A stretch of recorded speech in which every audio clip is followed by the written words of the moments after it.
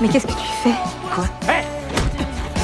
C'est ma copine que t'embrasses. Juste pour avoir embrassé la petite amie d'un autre, Jordan est sur le point de se faire tabasser. Heureusement, son frère Jonathan arrive à temps. Même largement en infériorité numérique, Jonathan ne montre aucune peur, car en tant que fils de Superman, il semble avoir déjà éveillé ses pouvoirs. C'est vraiment pas le moment de me chercher.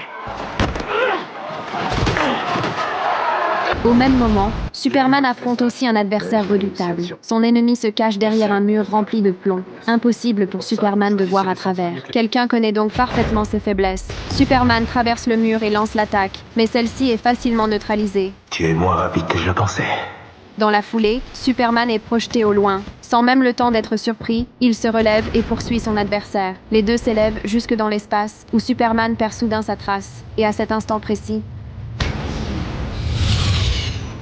de l'autre côté, le sang de Superman ne protège pas Jonathan. Les deux frères sont mis à terre, et Superman, lui aussi, se retrouve en grande difficulté. Ni le souffle glacé, ni les rayons thermiques ne font le moindre effet.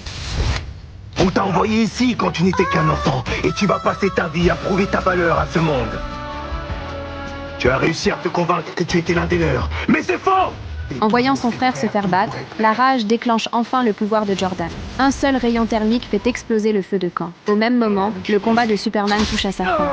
Tu es né poussière et tu redeviendras poussière, Superman. Touché par une lame de kryptonite, Superman est incapable de résister et chute droit vers la Terre. C'est alors que Lois voit la nouvelle de l'accident. Elle contacte immédiatement son mari. Clac. Superman est toujours inconscient. Des images de souvenirs envahissent son esprit. La pensée de sa famille finit par le réveiller. À la dernière seconde, il arrache la kryptonite. Il s'arrête net, à 1 mètre du sol, puis s'envole aussitôt vers le lieu de l'incident. Heureusement, les enfants sont sains et saufs. Je vais bien, j'ai rien, mais Jordan... Alors c'est toi qui as sauvé ton frère. J'étais pas sûr de ce qui s'était passé.